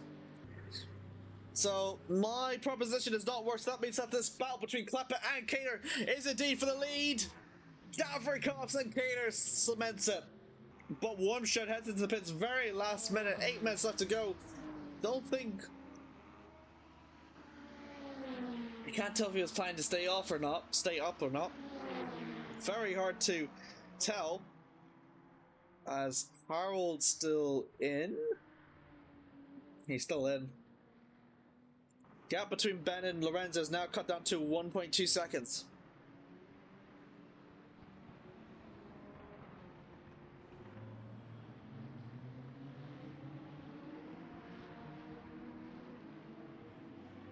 .6 down to 8.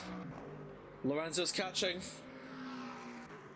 Pepper trying to retaliate against Bradley, but Bradley on the fresher tires.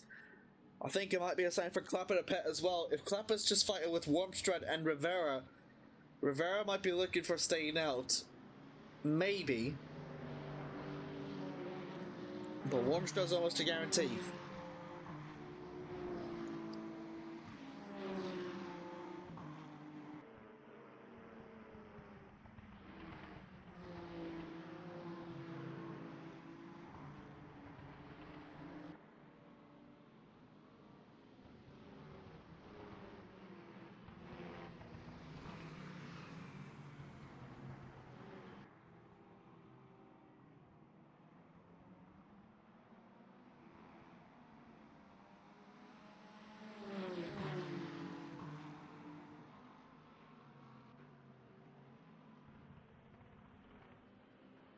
Oh, here we go. Gonna be catching up now between Ben and Lorenzo. 6, 7 minutes left to go on the clock. Just a handful of laps left to go. A handful of laps for Lorenzo to defend from Ben to get an on-track position of a race win.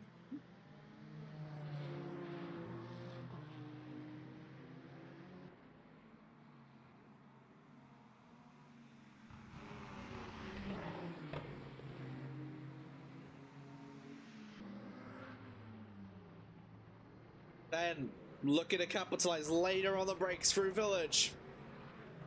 Down over to the loop. He's going to try and look for some way to get Lorenzo out of his element. A bit wide, hoping for more speed through entry.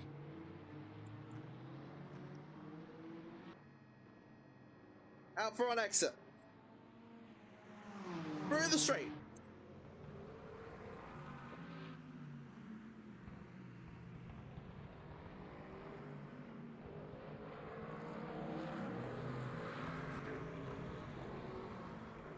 Brooklands, Luffield, Woodcote on exit 5, just about 5.5 minutes left to go. Still left on the clock. Wormstrad X is out for the pits.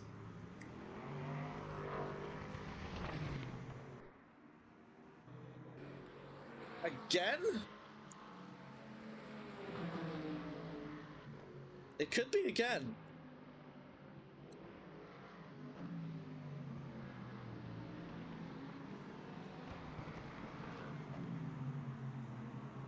Yeah, Wormstrad's pitted again.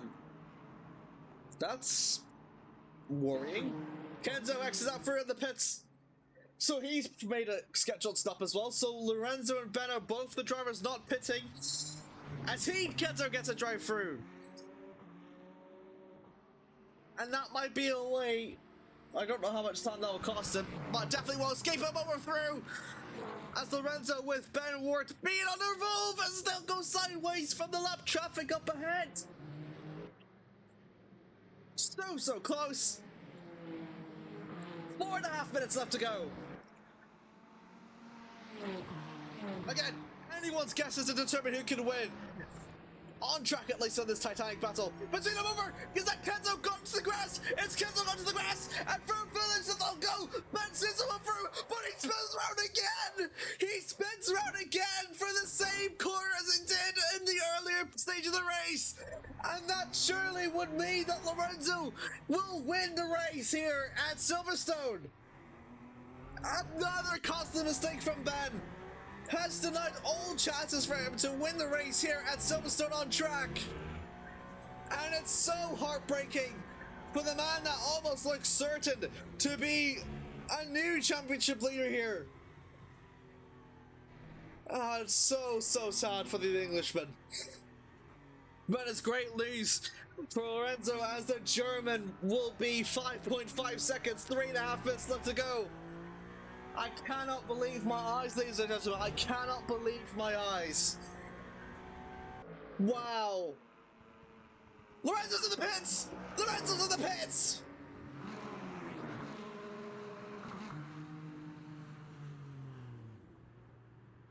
And Lorenzo has entered into the pits and has given the young track position back to Ben. Kenzo was not in a contest with the battle because he still have yet to serve a drive-through, and even so, Lorenzo is still going to exit ahead. What is going on? No, couple 3 laps to go. 3 minutes left to go, actually. Cheeky and Louise now in the battle for P4. Why is overtime is not even missed? No, we're good. Cheeky looking over for the inside. Maggots and Beckett's absolutely very opportunistic there. But he's left himself off of the gas now. Trying to look over through. And look at this opportunistic move. Doing over down through Chapel. They both make contact. And Luis has gone off. Cheeky gets up in the fourth. That's a bit of a barge. For up in the fourth. Think about the rain is that. Oh shit, my goodness me, the rain is just so hectic here. 2 minutes left to go. I don't know how much with the collision that Ben had with Kenzo, how much his on-time track penalty could be worth, or if any. I'm not sure if could be correcting me on this. Maybe the narrative that I've posed throughout the race could be wrong as well. Will garner a little bit of penalty points, but definitely not all drastic, as I said. Not at all on purpose. You can definitely 100% tell it was incidental. But what a lifeline. Ben's been given, he's into the pits. He is definitely into the pits with 80 seconds left to go.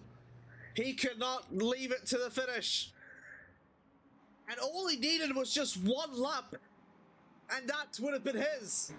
So Lorenzo is going to go through the start-finish line and will retake the lead of the race. With 60 seconds left to go, it will be the last lap they will need to do today. Kenzo still has a drive-through.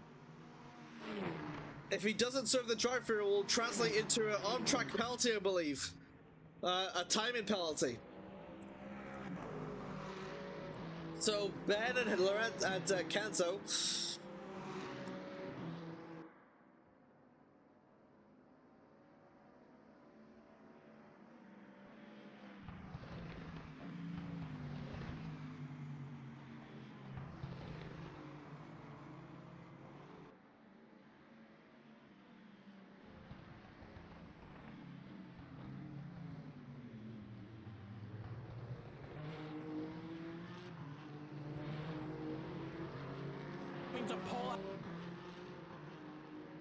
Alright, let's see here. The time is done. The time is done. That is it for Silverstone here. Bradley just about crosses the line to force the GT3s to make another lap. And what a move for Kater it has been for himself. Truly great win as his. And Kleppen, meanwhile, played his strategy to perfection. What a way for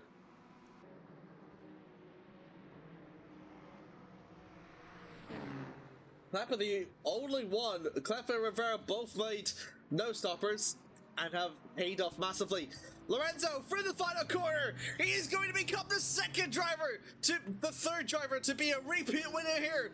Through the final corner, Lorenzo from pole position to a race win here at Silverstone, and a fantastic display of exciting wet weather racing for Lorenzo as he cements for another hypercar one, and a very good chance he could very well be the championship leader here at the end of it. Bauer goes across the line to finish of second. Cheeky over for a third with Benito Luis. Onward fourth, and Jacob Shabor goes across the line to make it fifth, and Sedlar sixth. Kenzo Crucial Blin is disqualified because he did not serve his pit lane, which is I'd honestly be surprised if it was like that. I thought it would be on track penalty. Kenzo's disqualified. Wow, I'm surprised. Well, what can you say about Bradley Cater? I think this has definitely been one of his most challenging drives thus far. If you exclude the early stages of his season, again, his worst finish has only been fifth. But if you include that as a drop round, that he's never managed to leave the podium once. And to make it 5 race wins in a row for Bradley. What a way to do it. In front of your home crowd. Through and coat Bradley goes. From pole position, 2 seconds clear from second place. And translate that into a very dominant race win here. Only his teammate can ever challenge him. But it's him that comes out on top here for the Mercedes crowd. Klepper to record one of his best race results. And his first podium this season. Sarah Klepper goes across the line, and it'll be second for the Norwegian. And down behind it is Drew Brady. That's going to be his, similar to Bradley, who has got his 5th race win in a row. It is his 5th podium in a row for Stewart. Rivera down behind will complete over through in 4th. Can't tell if he's slowing down or not. I don't think he's actually going slow. Emma Gormston on 5th, Belvin 6th, Shabura in 7th. What a race. What a race that was. Brady celebrates, and Rivera goes through across the line to be extraordinarily happy for what has happened. Lorenzo Hendricks, second race win this season. He is the 3rd driver to ever do that. Only Ben Ward in the top 3 of the championship has yet to repeat the feat. Ben Ward, having spun 3 times, arguably seemed the best on pace-wise for how much he's recovered. Up into second, Cheeky in 3rd at the very end, with Benito Luis completed over through to 4th, the highest place. 4th for Benito.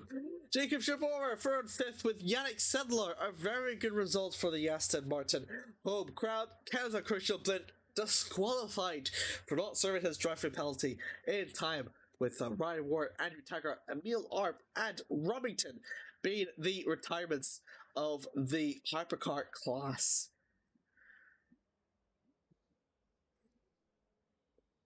As the GT3s, another similar story. Once again, it is Bradley Cater.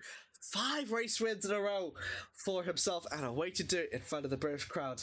As a fantastic result for him. Klappa for the Norwegian to record one of his best race results this season, with 2nd place, his first podium, and one of the best no-stoppers strategy-wise so far. Very good for himself. And 2nd was Stu Brady, completing number 3 with the Mercedes 1-3, the only one that could have really challenged Bradley Cater, and came off a bit short strategy-wise, but still really good for Brady as he gets 3rd. Kevin Rivera for the Puerto Rican just missing out for the podium despite being starting in the top 3. He'll be in 4th with Emmett Wormstrand, up in 5th with Samuel Bellman, completes over through in 6th. Porsche Bora over in 7th with Raul over in 8th. Harold de Kock in 9th, and the time it's only just been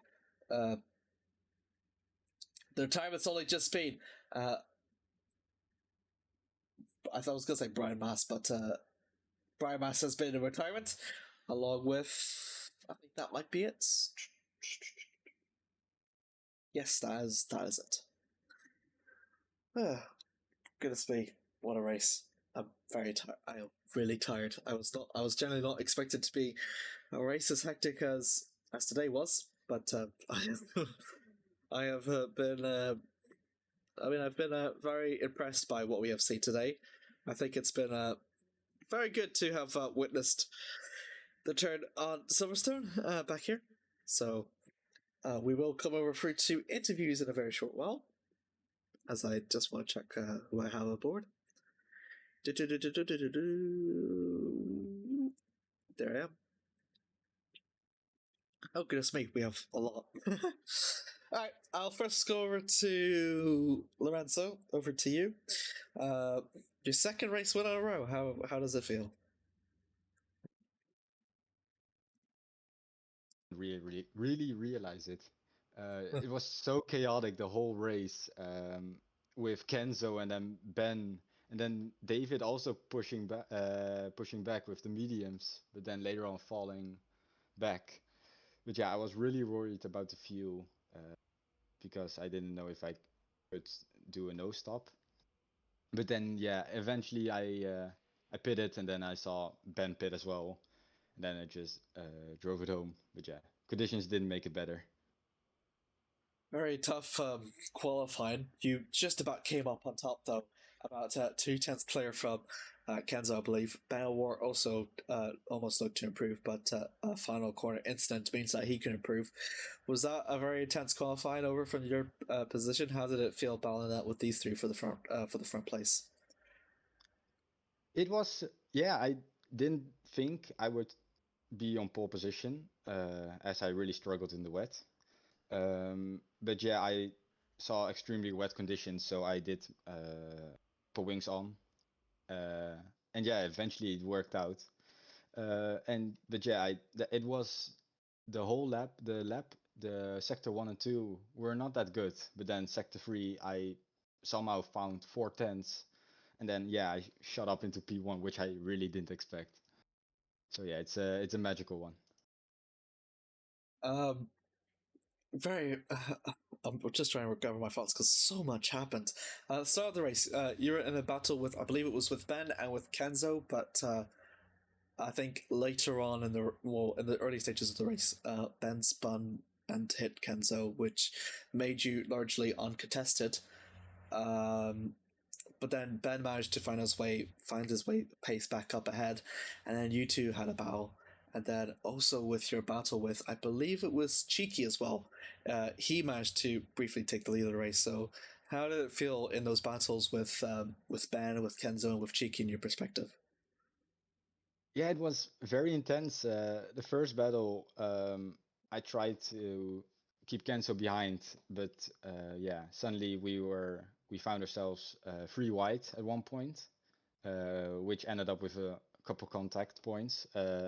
But yeah, then later on, I think Ben went onto the grass and then spun Kenzo out, along with blocking. I think that's the BMW, the red BMW. He also, yeah, it was very chaotic. I watched it in my mirrors, with a little smile on my face, of course, because yeah, I was not expecting to be fighting for the win. I was just trying to survive. But then yeah, all the incidents happened, with Ben spinning out 2 times more in the race. Um, and yeah, then the issue with Kenzo, I still don't know what happened there, but I saw he did got disqualified. So that's also something for me in the championship battle, of course.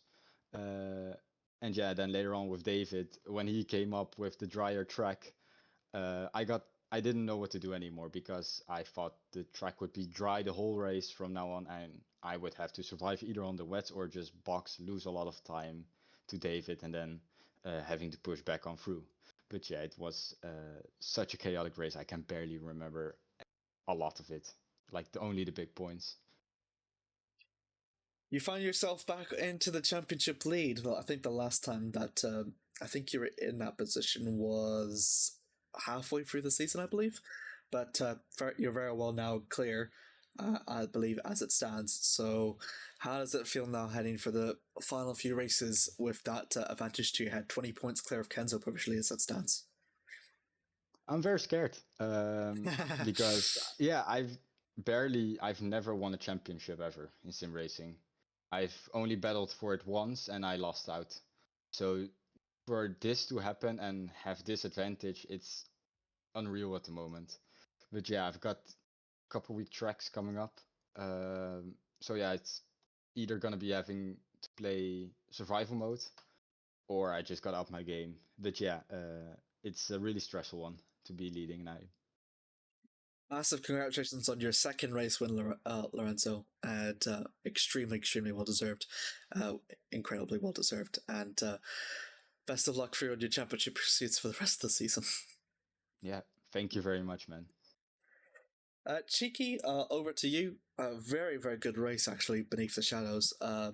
Qualifying was, I think, you'd struggled just a little bit in qualifying, just over in the top five, but you really did find your pace midway through the race. So, tell us how both qualifying went and the race up until that moment.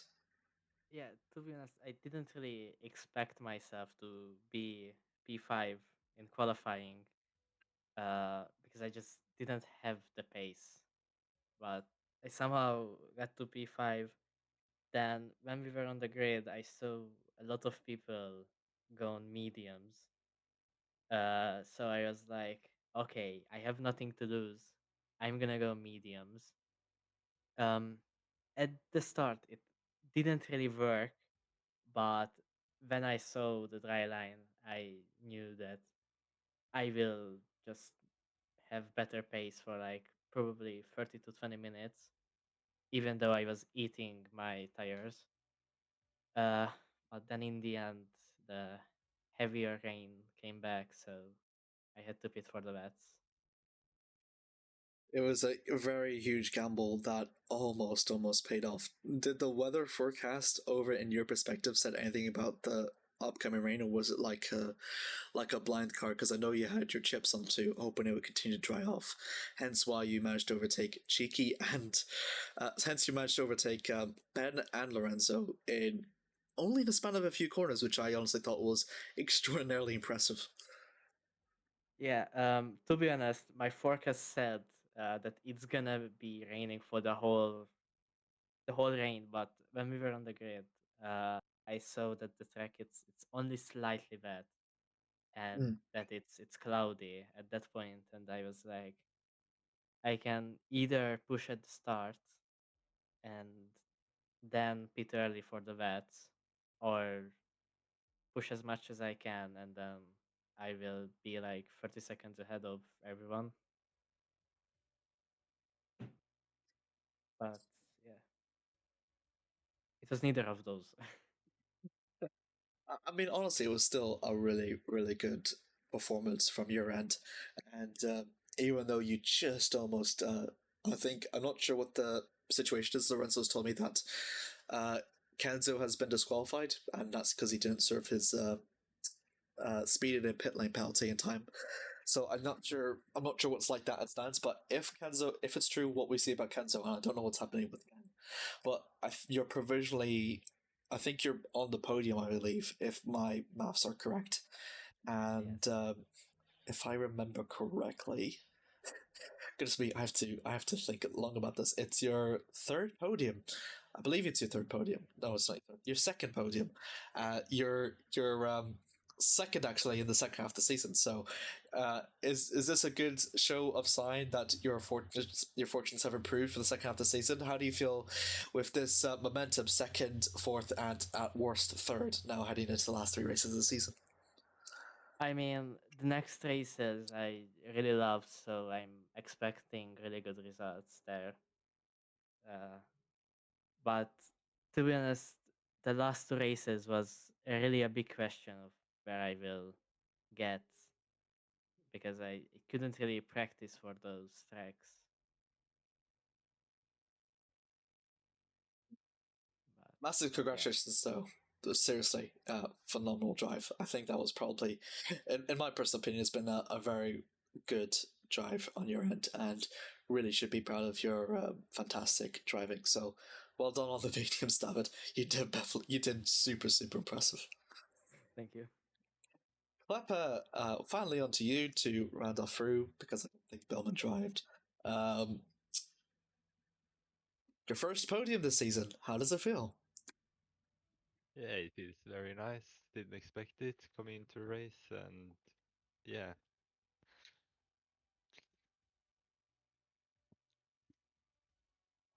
I can see that races definitely drained you off a little bit. But I can't blame you. I think the race was just hectic. Qualifying was pretty interesting. Bradley, of course, dominated through the front row. Rivera in third, but you were in the midst of a battle between yourself, Wormstrad, and Rivera throughout the first half of the race. How did it feel battling out with those three, especially when you think that Rivera seemed to hold you and Wormstrad back a bit? Yeah, I mean, I knew Kevin was saving to go to the end, and yeah, I want to get past Wormstrand, but like he was very fast, and when I got past him, he was like up my ass and pushing me, so it was very hectic that part because we were always close and a lot of different lines were taken, and I probably burned my tires and fuel there. But yeah, I made it in the end, so Intense fighting. Having seen yourself in the start, you started yourself up seventh and got yourself all the way up into second. You've been the biggest position gainer, I think, from the entire race as well. Looking over for the second half of the race, after you passed, I think it was Kleppa, Cater, and Brady, both decided to pit. But you were just behind Wormstrad. Was the goal to always no stop? Did you always think that was going to be possible? yeah, I mean, I saw on the dash that I had just about enough, so I just started being a bit careful here and there, and then the rain came as well, so it was perfect timing for me to start saving. And then I also saw the gap, the fuel that Wormstrand had, and I saw that he couldn't make it, so I just decided to go for it and fuel safe. I'm still impressed how I think you're the only person on the podium that zero stopped. I thought everyone was going to zero stop, but you're the only one that pulled off. So hugely impressive on your part, Sivert. But your first podium, you've always been close on podium wise, but this has been the first time you've seen yourself on the top step now. So with that in mind, how does it feel to get a podium, and how you feel now for the rest of the races? I mean, it's probably a one-time thing unless something changes, like less people racing and different strategy. But yeah, I've been pretty consistent, and if something happens, I can probably get the positions in the future races as well. Thank you very much, Klepper, for taking the time to interview. Well done on your P2 as well. So, Thank you. big hats off to you. Bellman, are you just here to chat to the drivers? I mean, I can do an interview if you want to. Congratulations on your race win, Bellman. How does it feel? I didn't win. No, I know, but no, I found it interesting, the different threads from the beginning. So that's what I wanted to talk about a bit. But I can also just leave again if you don't want me to hear. No, I was interested too because there was I think it was Warmshed that two stopped, which was quite weird to me because it was back to back. I don't know what's happening with Kenzo. Bomstrom got a stop and go penalty. Stop and go. So he served to stop and go. Kenzo didn't. So Yep. that was honestly a big surprise on my part. Again, Sever and Kevin both no stopped. I was thinking Wormstrand could, but apparently he didn't. I was a little bit surprised Ben didn't, but Bradley just having just one stop to his name. I thought Bradley would zero stop, but the fact he one stopped and still managed to, I think even if Wormstrand zero stopped, he would have been super close to overtaking him. I think that's really how quick Bradley was, and I was extremely impressed. Really quick. I found it interesting that almost all of the GT field decided to start on wets, while almost all of the hypercar field decided to start on dries, which is interesting. I'm also impressed by Brady's pace as well. I think that's the most uncomfortable we've seen with Bradley as well, because those two really had a go at it for midway through the race, and it was really impressive to see two Brits go at it, I assume Stuart is British anyways. Isn't he British? I don't want to check. I know James Booth is British, but he's they are British. Okay, they're both British. So how nice.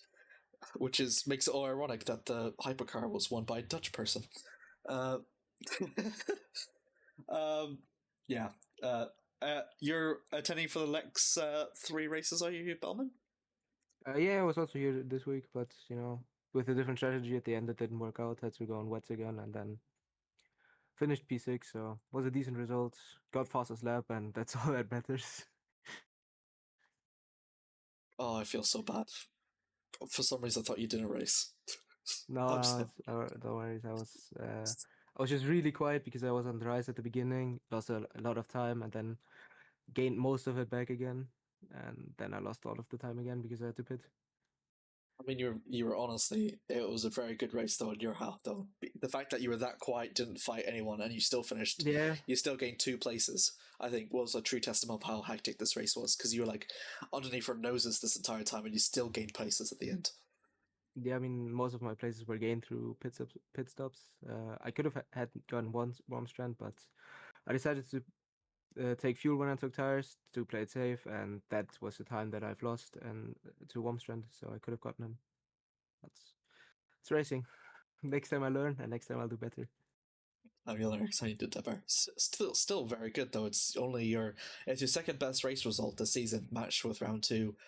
Still your 4th place is the closest that you've been. So, how are your feelings now for the next few rounds? I'm gonna be excited. I know Le Mans is not my best track, so. Ooh, okay, that'll be fun. Do you think you'll get the podium at Le Mans? No, I'm shit at Le Mans. I said it's not my best, so I'm not good there. I'm 2 seconds off pace there, so I don't know. I don't think I will get anything there. So we will see. I think I can get on the podium again, like I did in Sebring without contact this time though. So yeah, if everything goes to plan, I can get a podium again. Thanks very much, Bowman, for the interview, and massive congratulations on your P6. Yep. Thank you very much, everyone. Thank you. That has been it. What has been an exciting race in this race, Silverstone, another repeat winner. This time in the form of Lorenzo Hendricks, the Dutchman now takes the championship lead now, clear from Kenzo. And Ben, as it stands, we'll wait for the final results, so I will get confirmation for that next time round in the championship. But it is still the same old in the GT3. Bradley Cater has now made it 5 race wins in a row, some of which his teammate in Stuart Brady has also made it 5 podiums in a row, so 5s all around for the team there. Very, very good indeed from the both. And Klepper has managed to get 90 points now, which means that he is very comfortably in 2nd place, clearly best of the rest. So very good congratulations over to the new agent as well. So what can I say? A fantastic race for a grand return here to Silverstone. One that the drivers have been edging for such an event to take place in the Le Mans series after quite a long while, has made its grand return, and what a return that it has made in fantastic venue here for fantastic racing. With all the rain that has managed to pour down here on this track here, it's been a very good race to watch here through as well.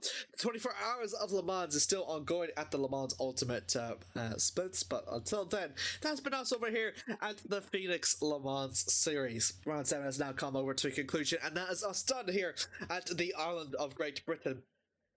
We've only got 3 more races left to go. Circuit de la Sarthe is going to play host to the 3rd to last round of the championship. Circuit de la Sarthe at Le Mans, the great light blue and yellow curbs await for the drivers for 60 minutes, which is going to be the longest track on the calendar. And with all the challenges that Le Mans is known for, is going to come over here in full swing.